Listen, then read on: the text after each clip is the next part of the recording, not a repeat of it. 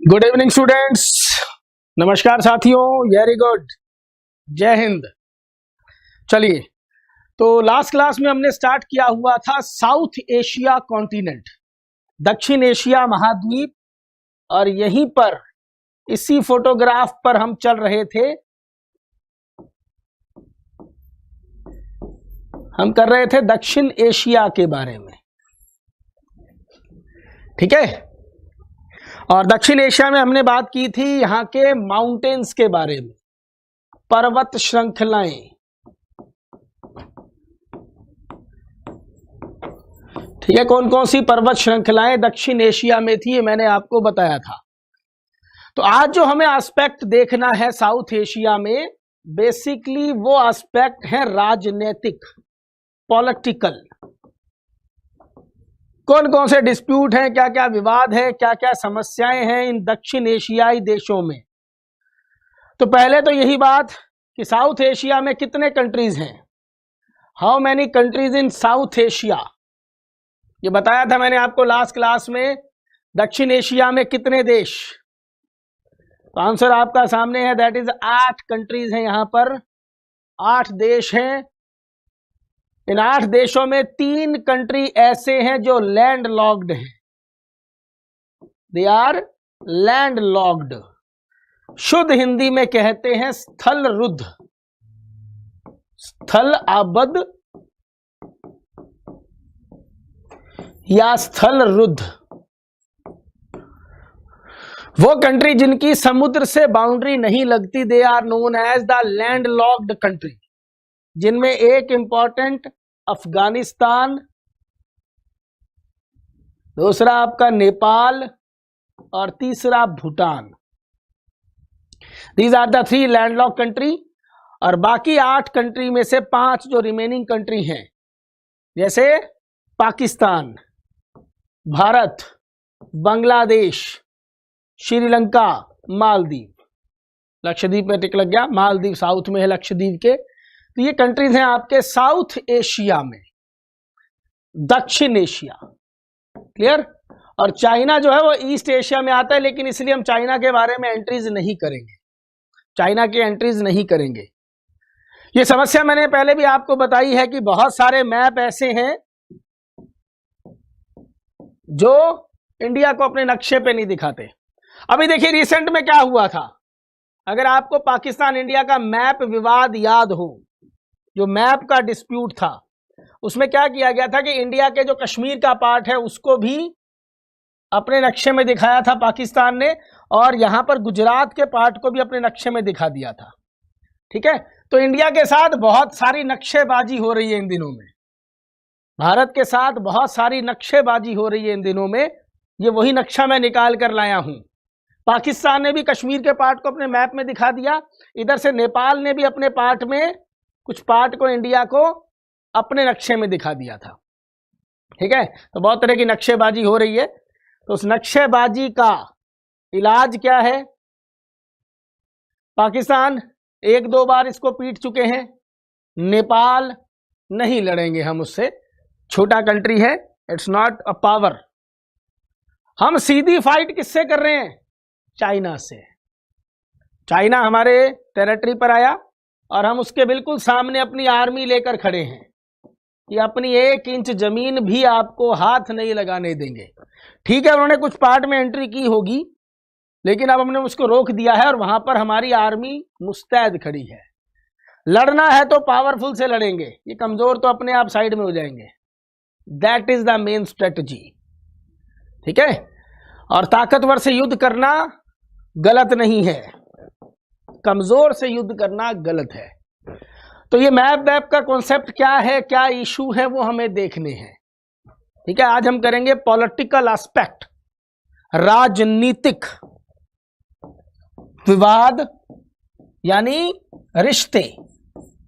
तो पहला रिश्ता बाप बेटे का, भारत पाकिस्तान संबंध, इंडिया पाकिस्तान डिस्प्यूट। क्यों है इतनी समस्या, what is the main problem behind India Pakistan. तो समझते हैं इसके बारे में, इंडिया पाकिस्तान में क्या डिस्प्यूट चल रहा है। देखो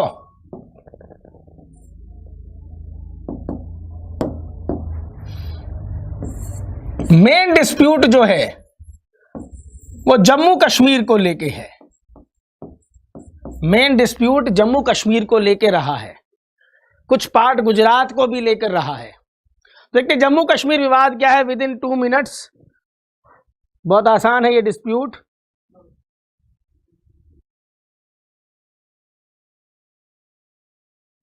चलिए, हाँ जी, क्या हुआ जम्मू कश्मीर डिस्प्यूट में, क्या इशू था? देखो क्या था, बहुत पुरानी कहानी है। पाकिस्तान इंडिया सब एक थे, ठीक। जब इंडिया आजाद हुआ तो आजादी के समय जो अंग्रेज थे, ब्रिटिशर्स, वो इंडिया को कई टुकड़ों में छोड़कर गए थे, भारत को कई टुकड़ों में छोड़कर गए थे। जैसे फॉर एग्जांपल मान लो ये इलाके वो हैं जो कंट्रोल में थे ब्रिटेन के, किसके कंट्रोल में थे? ब्रिटिश राज के। और ये ग्रीन कलर वाले एरिया जो हैं ये रियासतें हैं। यहां पे कौन है? राजा महाराजा हुआ करते थे, इन्हें हम कहते थे रियासतें। English word princely state, Prince का स्टेट, प्रिंसली स्टेट्स। तो ये क्या थी? रियासतें थी और ये ब्रिटेन के कंट्रोल में था। जब ब्रिटेन इंडिया को छोड़कर गया, इंडिया यानी जब उसके बाद आजाद हुआ, तो भारत जो आजाद हुआ वो ये भारत था, यानी ब्रिटिश भारत आजाद हुआ था। कौन आजाद हुआ था? ब्रिटिश भारत आजाद हुआ था, ठीक। ये रियासतें जो थी इनको ये छूट दी गई, इनको 3 छूटें मिली थी, 3 ऑप्शन दिए गए थे इनको।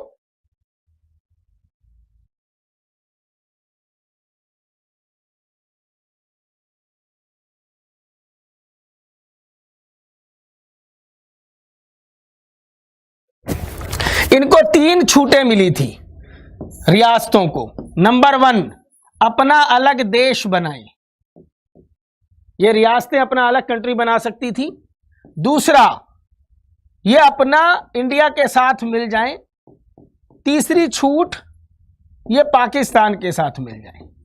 ये अंग्रेज लोग, ब्रिटिशर लोग इस तरह की कहानी, इस तरह की प्रॉब्लम छोड़कर गए थे कि ये जो देश हमने छोड़ा है ये कई सालों तक आपस में लड़ते रहे और स्टेबल नहीं हो पाए। इनकी फिलॉसफी ये थी कि इंडिया को कभी स्टेबल नहीं होने देना। वो भारतीय जिन्होंने अंग्रेजों के खिलाफ स्वतंत्रता का युद्ध लड़ा था, उनकी फिलॉसफी ये थी कि इनको कभी शांत नहीं रहने देना। ये अंग्रेजों की फिलॉसफी थी, ठीक।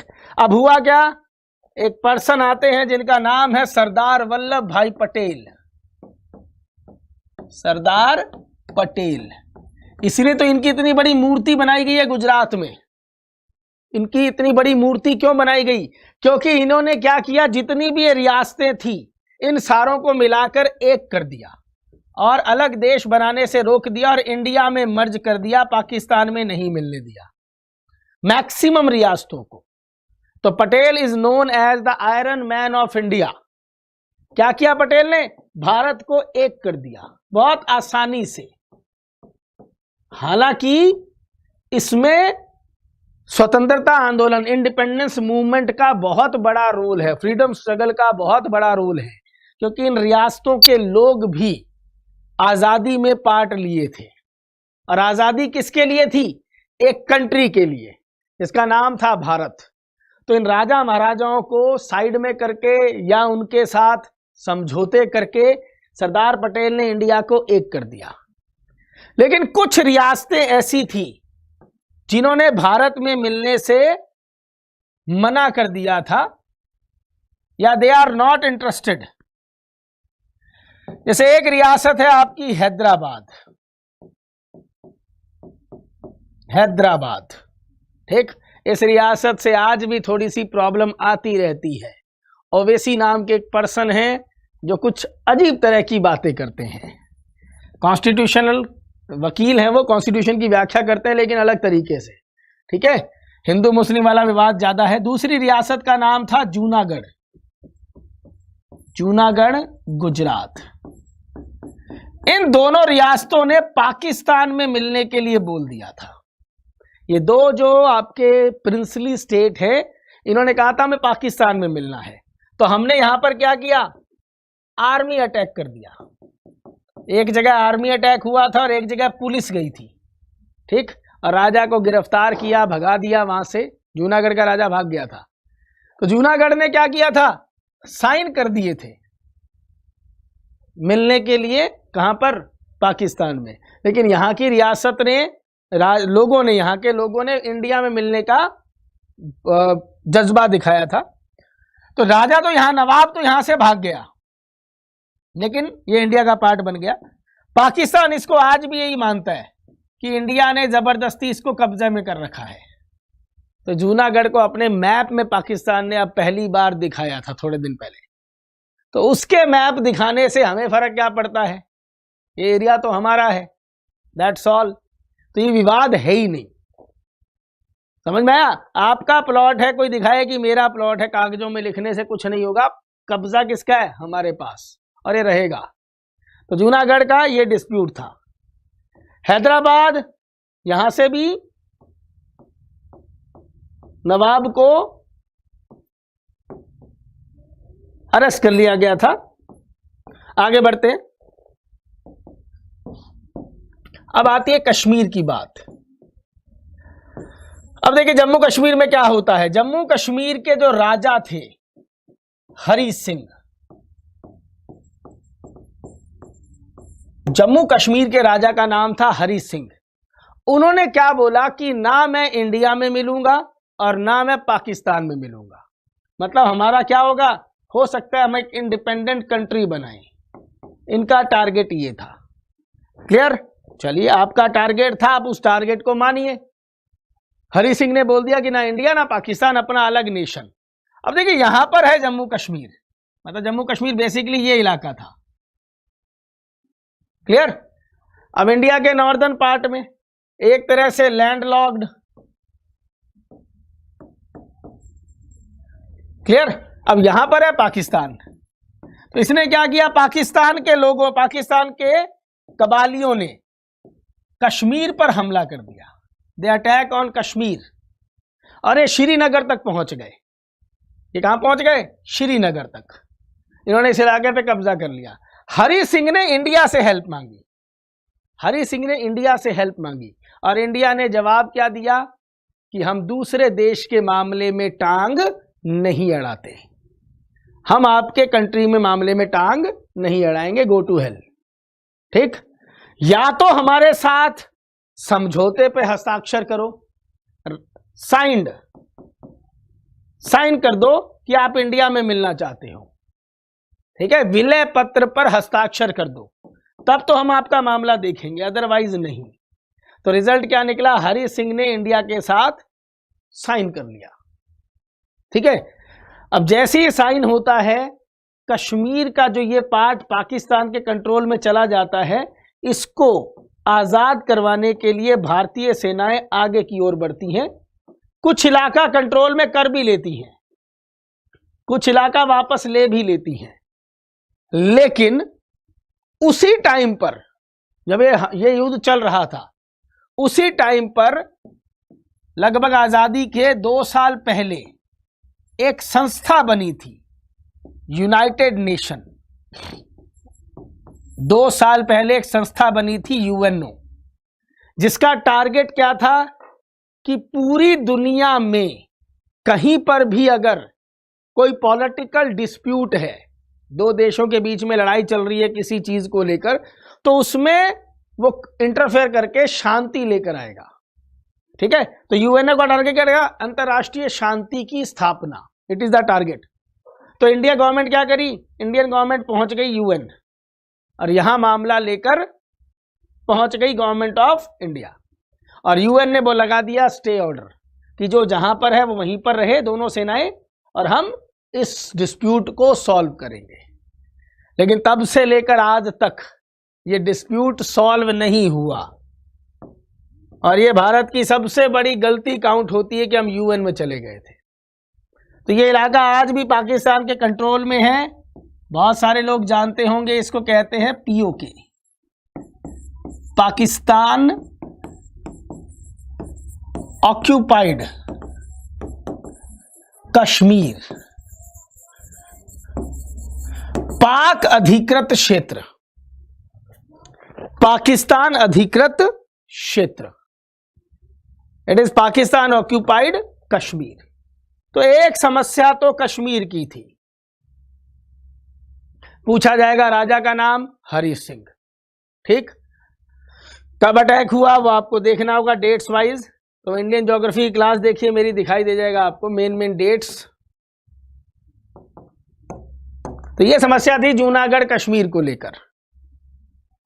एक समस्या और थी, एक समस्या और थी इंडिया पाकिस्तान के बीच में, वो थी बांग्लादेश का निर्माण। भारत ने पाकिस्तान को तोड़कर बांग्लादेश बनाया था, ठीक है। जब इंडिया आजाद होता है उस टाइम पर पाकिस्तान के साथ जो बाउंड्री बनी थी उसका नाम था रेड क्लिफ, ठीक। और ये रेड क्लिफ दो एरिया में थी, एक थी पाकिस्तान में और दूसरी थी ईस्ट पाकिस्तान में। रेड क्लिफ दो जगह पर थी, एक पाकिस्तान में और एक ईस्ट पाकिस्तान में। इसे हम कहते हैं पूर्वी पाकिस्तान, ठीक है। ये लड़ाई बहुत इंपॉर्टेंट है, ये बांग्लादेश का निर्माण बहुत इंपॉर्टेंट है। जब ये हुआ उसके बाद इंडिया और पाकिस्तान के बीच टेररिज्म शुरू हुआ इसी के बाद। चलिए बांग्लादेश का निर्माण क्या कुछ था जरा देखते हैं इसको। इंडिया, ठीक। और इंडिया के अगर हम इस तरफ जाएं, ये आपका नॉर्थ ईस्ट पार्ट आ गया। इंडिया के एक तरफ एक कंट्री है, उसका नाम है पाकिस्तान। कौन सी डायरेक्शन में? वेस्ट में। इस तरफ ये इलाका जो आज बांग्लादेश कहलाता है, इसको हम कहते हैं ईस्ट पाकिस्तान, ठीक। और इंडिया ने इसको, पाकिस्तान को यहां से हटा दिया था, हरा दिया था युद्ध में, और एक नया कंट्री इंडिया ने बनाया, दैट इज बांग्लादेश। यहां पर दो बाउंड्री थी, इसका नाम मैंने बताया था रेड क्लिफ, ये बाउंड्री का नाम भी क्या था? Red Cliff. तो रेड क्लिफ दो कंट्रीज के साथ नहीं थी, रेड क्लिफ जब बनी थी वो एक ही कंट्री के साथ थी, उसका नाम था पाकिस्तान कंट्री, ठीक है।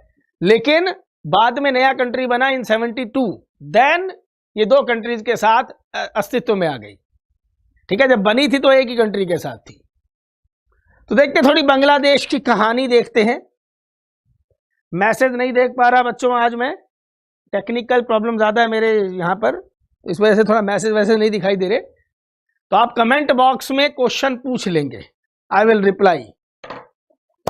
देखते हैं क्या प्रॉब्लम थी पाकिस्तान या बांग्लादेश वाली।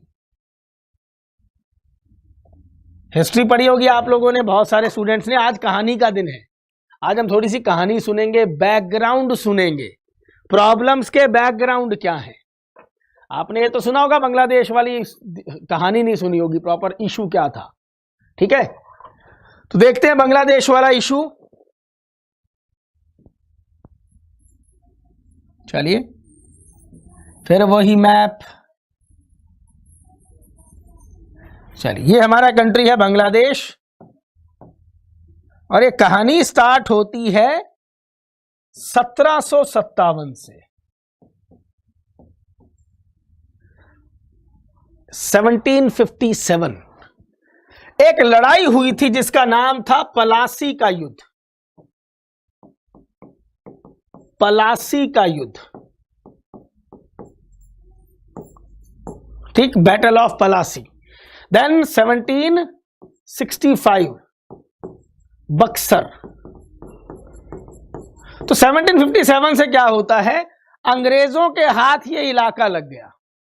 अंग्रेजों ने एक लड़ाई लड़ी 1757 में और अंग्रेजों के हाथ एक इलाका लग गया जिसको कहते हैं बंगाल। पूरा का पूरा बंगाल अंग्रेजों की कंट्रोल में आ गया। ठीक 1757 से, और 65 से और मजबूत हुए लोग, और अधिकार मिल गए अंग्रेजों को। तो बंगाल का मतलब क्या था? बंगाल का मतलब कुछ पार्ट उड़ीसा, आज का झारखंड, आज का बिहार, आज का वेस्ट बंगाल, आज का असम, ठीक, और आज का बांग्लादेश। इतना बड़ा एरिया अंग्रेजों के हाथ आ गया। ठीक है, 1757 में इतना बड़ा स्टेट अंग्रेजों के हाथ आ गया। अब इतने बड़े एरिया से अंग्रेजों को पैसा मिलने लगा, टैक्सेशन मिलने लगा, यहां से खाने पीने का मटेरियल मिलने लगा, रॉ मटेरियल मिलने लगा। इससे अंग्रेजों की इंडस्ट्री जो थी ब्रिटेन में वो चमकने लगी। ईस्ट इंडिया कंपनी और मजबूत होने लगी, और ईस्ट इंडिया कंपनी के पास इतना फंड आ गया कि उसने इंडिया जीतने का क्या किया, हौसला आया उसके अंदर कि वो इंडिया को जीत सकता है। अगर ये बंगाल नहीं आया होता इनके हाथ में तो शायद ईस्ट इंडिया कंपनी के लिए इंडिया में साम्राज्य बनाना बहुत मुश्किल होता। इंडिया से ही पैसा, इंडिया के ही लोग, सेना बनाई और उनसे पूरे इंडिया को जीतने की कोशिश की। तो बंगाल पर जो विजय हुई थी अंग्रेजों की, that is very very important for Britishers. वो उनके लिए बहुत महत्वपूर्ण रही। चलिए आगे की कहानी सुनते हैं। इतना बड़ा स्टेट था। अब इतने बड़े स्टेट को चलाने के लिए, इतने बड़े स्टेट को चलाना, इतने सारे लोगों को संभालना, इतने बड़ी टेरिटरी को संभालना बहुत मुश्किल हो रहा था अंग्रेजों के लिए। उनका यह कहना है, किनका? अंग्रेजों का। तो इन्होंने क्या किया, 1905, हिस्ट्री अगर आपने पढ़ी हो, 1905 बंग भंग, बंगाल का विभाजन कर दिया इन्होंने। बंग भंग आंदोलन हुआ था, डिवीजन ऑफ बंगाल हुआ, बंगाल को बांट दिया इन्होंने, या बांटने का प्रस्ताव लेकर आए थे 1905 में। ठीक, तो बंगाल को इस तरीके से बांटना था। बात हो रही है 1905 की। अगर हिस्ट्री में जाएंगे तो 1885 में कांग्रेस बनी थी। ठीक, 1885 में कांग्रेस बनी थी, और कांग्रेस के थ्रू जनता इकट्ठी होने लगी और अंग्रेजों के खिलाफ एक तरह से आवाज उठने लगी। तो 1905 आते आते इस आवाज को दबाना था। भारत का राष्ट्रवाद, मतलब हम इंडिया एक है, ऐसा राष्ट्रवाद दबाना जरूरी था। और उसके लिए अंग्रेजों ने क्या किया, बंगाल का डिवीजन। ये डिवाइडेशन कुछ इस तरीके से किया गया, देखते हैं किस तरह का डिवीजन था ये डिवाइडेशन कुछ इस तरीके से किया गया। मान लो ये एक इलाका है जिसको हम बंगाल कह रहे हैं, तो बंगाल को ऐसे डिवाइड कर दो कि एक तरफ हिंदू ज्यादा स्ट्रॉन्ग हो और मुस्लिम क्या हो, कमजोर हो एक तरफ। दूसरी तरफ मुस्लिम ज्यादा स्ट्रॉन्ग हो, उनकी पॉपुलेशन ज्यादा हो, और हिंदुओं की पॉपुलेशन क्या हो, कम हो। इस तरह से डिवाइड किया गया। और इसका पर्पस क्या था, कहीं पर भी हिंदू मुस्लिम दंगा करवा दो किसी भी एक जगह पर, तो यहां मुसलमान ज्यादा स्ट्रॉन्ग है तो हिंदुओं के साथ अटैक करेंगे, मारपीट ज्यादा होगी, तो यहां बदले में क्या होगा, हिंदू यहां पर यह कार्रवाई करेगा और इसका इंपैक्ट पूरे इंडिया में जाएगा। हिंदू मुस्लिम डिस्प्यूट की स्टार्टिंग या इसको आग देने का काम किया इस बंगाल विभाजन ने। ठीक है, डिवीजन ऑफ बंगाल बेसिकली इसीलिए किया गया था। अब समझते हैं थोड़ी और आगे बढ़ के नई कहानी, यानी इसके बाद क्या हुआ। चलिए, अब क्या होता है, इंडिया आजाद हो जाता है। 47 आते आते इंडिया आजाद हो जाता है और ये आपका एक कंट्री बन गया, इसका नाम है बांग्लादेश। ठीक, और बांग्लादेश में मैंने आपको बताया था हिंदू भी मिलते हैं और ज्यादा संख्या में कौन है, मुस्लिम है। यहां पर मुस्लिम ज्यादा है, हिंदू कम है। लेकिन अब समझो समस्या क्या थी।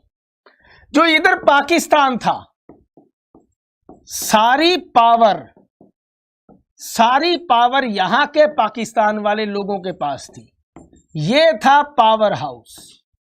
मतलब यहां के लोगों को नौकरी में जगह नहीं मिलती थी, पॉलिटिकल पावर नहीं थे वो लोग, ठीक, वो अपनी बात को कह नहीं पा रहे थे, उनको दबाया जा रहा था।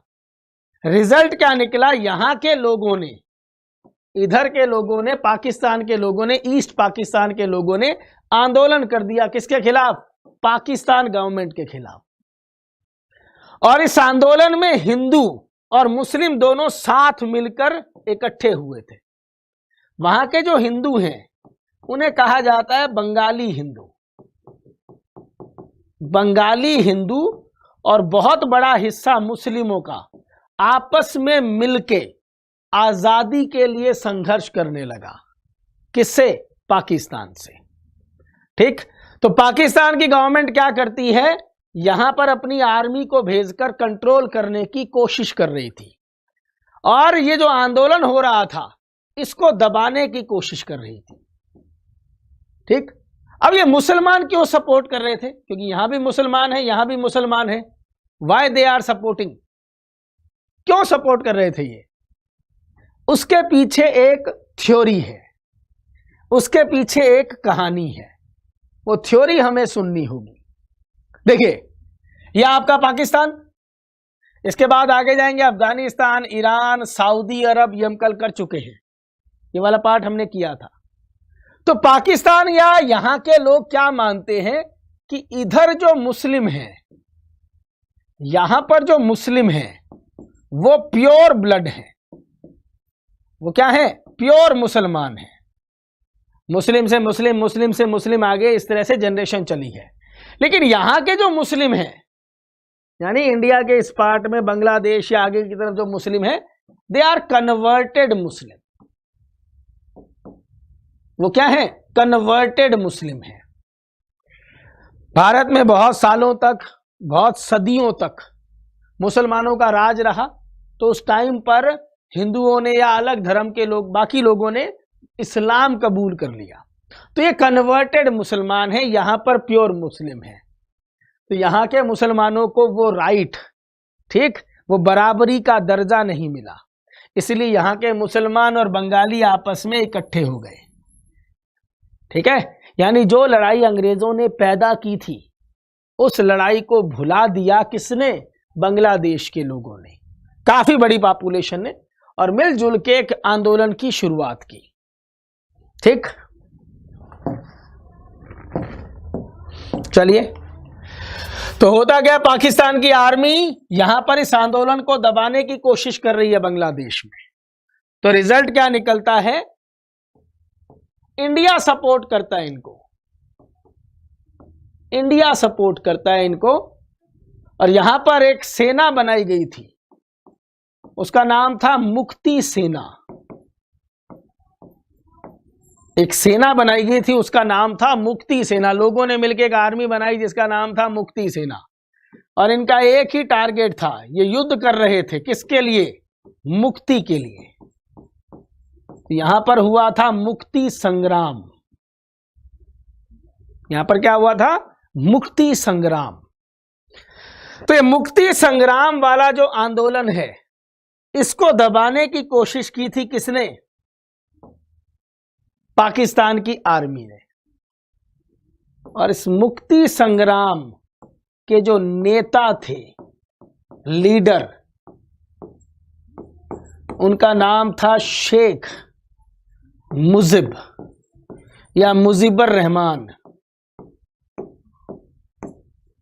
शेख मुजीबुर रहमान,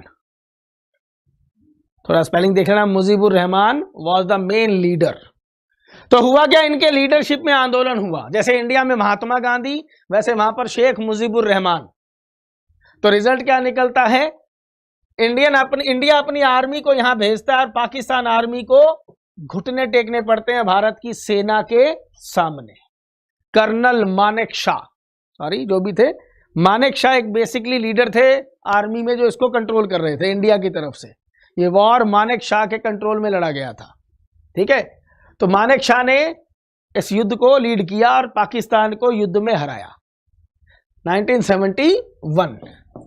इंडिया पाकिस्तान वॉर हुआ और इस इंडिया पाकिस्तान वॉर के समय आजादी मिली इसको और 1972 में कंट्री बनाया गया जिसका नाम था बांग्लादेश इन 1972। ठीक, चलिए 71 पाकिस्तान हार गया था। 1971 प्लस कर दो 50, आई थिंक ये आता है 2021। पाकिस्तान अपनी बांग्लादेश अपनी 50th एनिवर्सरी मनवा रहा है, शुरू कर चुका है 50th एनिवर्सरी, और उसको लेकर प्राइम मिनिस्टर नरेंद्र मोदी ने बांग्लादेश की प्राइम मिनिस्टर को मैसेज भेजा है, ठीक है, कि आपका इंडिपेंडेंस स्टार्ट हो रहा है, 50 ईयर्स हो रहे हैं स्टार्ट, ठीक है। 50 साल पहले हमने आपको आज़ाद कराया था, हमारी आज भी दोस्ती है, याद रखिएगा। ये मामला बहुत न्यूज़ में रहा है अभी, तो it can be ask. 1757 Plassey, 1965 Buxar, उसके बाद 1905 डिवीजन ऑफ बंगाल, 1912 में उसको लागू किया गया। देन आगे बढ़ते हैं आज़ादी, उसके बाद क्या हुआ पूरी स्टोरी याद रखिएगा। कहीं से भी कुछ भी क्वेश्चन बन सकता है कॉन्सेप्चुअल, ठीक है। तो इस तरह की कहानी मेरे हिसाब से आप लोगों ने शायद नहीं सुनी हो। चलो थोड़ा और आगे बढ़ते हैं, इसी स्टोरी में थोड़ा और आगे बढ़ते हैं। अब क्या होता है, बांग्लादेश आजाद हो गया। आजाद होते ही वहां पे कुछ कट्टर मुस्लिम भी हैं जो इस आंदोलन में साथ नहीं थे, उन्होंने अपना एक अलग ग्रुप बना रखा था। यह कहा जाता है उन लोगों ने मिलके या उन लोगों ने शेख मुजीब की हत्या कर दी, इनको मार दिया गया और इनकी बेटी भागकर आ गई इंडिया में। पूरी दुनिया में कहीं पर किसी को कुछ हो जाए वो इंडिया में भाग के आता है, क्योंकि हमारा दिल बहुत खुला है। हम इतनी ज्यादा पॉपुलेशन में है कि कोई 1000, 2000, 20,000 अंदर घुस भी जाए तो पता नहीं लगता, दिल बड़ा है। चलिए, तो क्या होता है, वहां की प्राइम मिनिस्टर वहां उनकी बेटी शेख मुजीब की बेटी इंडिया भागकर आ जाती है, बाद में यही बनती है prime minister of Bangladesh. With the support of India इनको प्राइम मिनिस्टर बनाया जाता है, वहां पे चुनाव वुनाव करके वो जीत जाती हैं। तो याद रखेंगे उनका नाम था शेख हसीना। 2 लीडरशिप के नाम आपने देखे, शेख मुजीब और शेख हसीना, ठीक है। इंडिया के सपोर्ट से प्राइम मिनिस्टर रही हैं और अभी भी हैं फिलहाल। तो जब तक ये प्राइम मिनिस्टर रहती हैं तो इंडिया बांग्लादेश के संबंध बहुत ही ज्यादा अच्छे रहते हैं। अब देखते हैं role of Pakistan. What is the role of Pakistan? कब से, जब से हमने बांग्लादेश को आजाद किया, जब से हमने बांग्लादेश को आजाद करवाया, पाकिस्तान ने एक नारा दिया कि तुमने हमारा हाथ काटा है, हम तुम्हारा सर काटेंगे।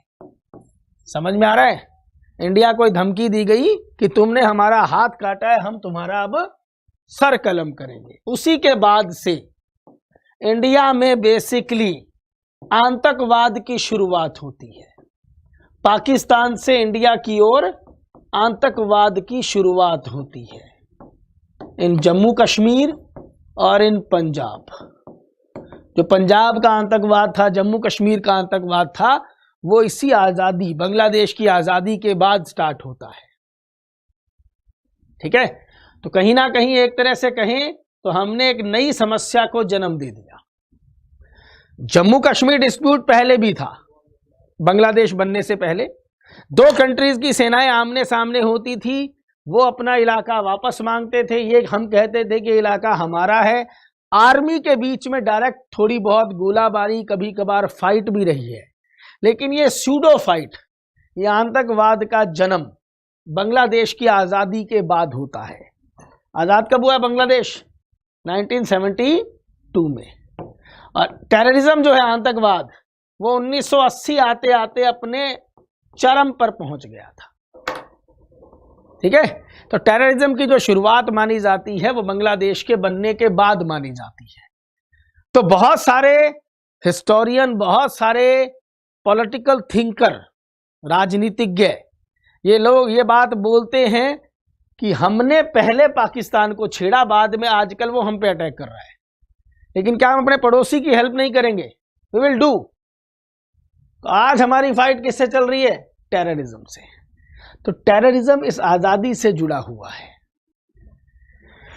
सो यही था आज का सेशन आपका। इस मैप को ध्यान से देखते रहिए।